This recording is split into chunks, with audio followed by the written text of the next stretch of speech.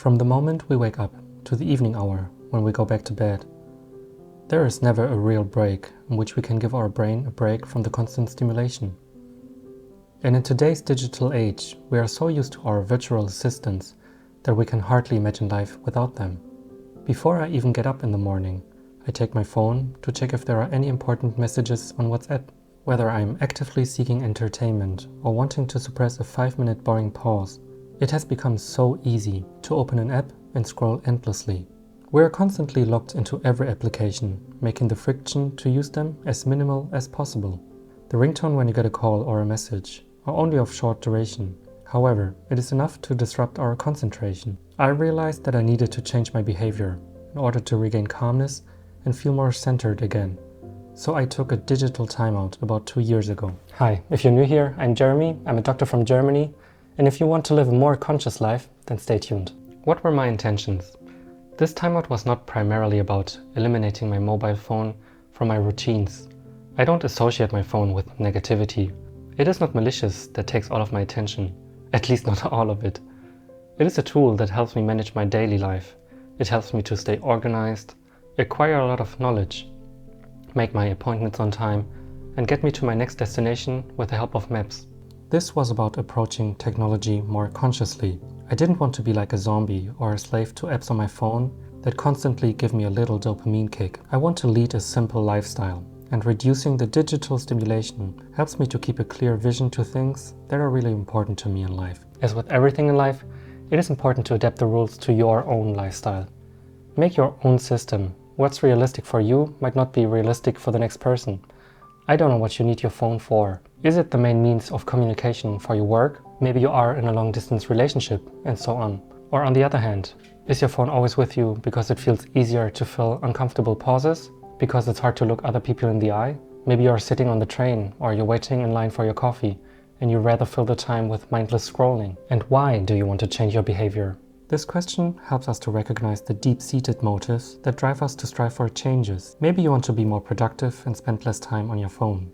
Or maybe you want to have more time for personal interactions to strengthen your relationships. It could also be that you want to improve your overall well-being by reducing stress and distractions that often go along with doom scrolling. Maybe you also just want to have more control over your time again because you feel like your phone is controlling you. Your why will become the driving force behind your endeavor. By writing down your why and regularly reminding yourself why it's important to you, you can maintain your motivation and discipline. Once you have identified your why, it's time to get to work.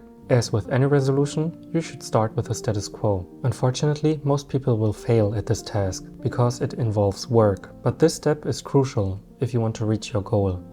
It is always easy to get motivation from somewhere. Read an article, watch a video, and then do nothing and fall back to your routines. Regardless of whether you want to save more money, whether you want to get more time back, or whether you want to lose weight, you must be aware of the current situation. Observe yourself consciously for a whole day. When do you reach for your phone?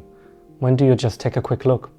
When do you unlock your phone? When exactly do you end up in doom scrolling? How many hours do you spend in which app? For the latter, you can check your screen time on the iPhone or use digital well-being on your Android phone. Establish new habits. James Clear, the author of Atomic Habits, describes that if we want to let go of bad habits, we should replace them with a better habit. Find a replacement for your phone addiction. Instead of scrolling in the train or in bed at night, I immerse myself in a good book. And if there are times when it wouldn't make sense to open up a book, then I also deal with this time more consciously. When I stand in queue to get a coffee, I don't immediately pull out my phone. Try to see these small times as timeouts. When you're sitting on the train, look around you. Most people are only busy looking down at their screen. Look out of the window. Observe your surroundings consciously. Let yourself be influenced by the soundscape. Watch the birds. And sometimes in boredom, you may also notice how tired you actually are, so that my eyes even fall shut. In addition, it can also help to increase the friction necessary to not immediately pull out your phone. For example, I only allow notifications for certain apps. I log out of some apps after I use them, and sometimes it can make sense to completely delete an app. I used to be almost obsessed with reading every single message on WhatsApp, and even if the conversation consisted of 300 messages and 200 of them were GIFs and the conversation did not offer me any added value, it was enough for me to get rid of the small red number in the top of the right corner. It was clear to me that I couldn't go on like this, so not only did I mute the group chats, but all kinds of notifications through WhatsApp for a time period to reset my behavior. And some people might ask, and what if you miss an important message? It hasn't happened so far. If there's a real emergency, people usually call. My wife and I and a handful of friends text me via iMessage, so automatically the amount of notifications is already filtered. And in addition to that, I haven't received notifications from social media for a long time, because there's really no added value for you. When I saw a few years ago that I spent around 1.5 hours per day on Instagram, I had to bite the bullet and uninstall the app. It was too much for me to spend over 10 hours per week or 40 hours per month in an app that didn't offer me any real value. Besides, you don't feel good when you constantly see only the highlight reel of the people around you. If uninstalling seems too extreme for you, you can log out after each use. Every time you open the app, you have to log in again.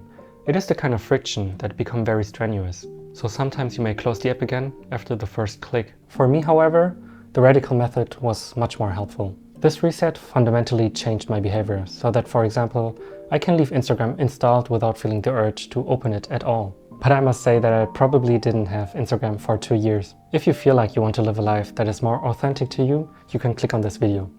I hope you are doing well. I hope you learned something. Be sure to like and subscribe, and I'll see you next time, Jeremy Tuesday. Peace.